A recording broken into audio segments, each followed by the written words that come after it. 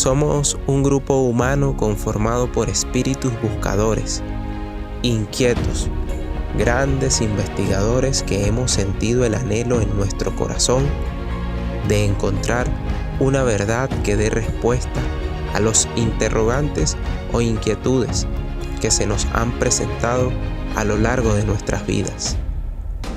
Somos de diferentes lugares de Sudamérica, hablando un mismo lenguaje de pensamiento, pulsando un mismo propósito y sentido: entregar un mensaje de esperanza a todos los que desean escuchar estas verdades cifradas en las grandes profecías.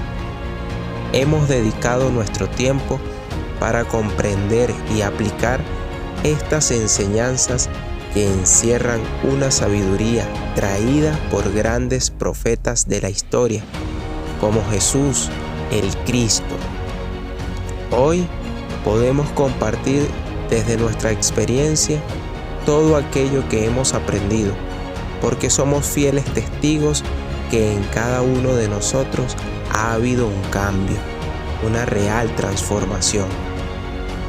¿Querés conocer más sobre nosotros? Te estamos esperando para que te sumes con tu fuerza, porque juntos hacemos la transformación.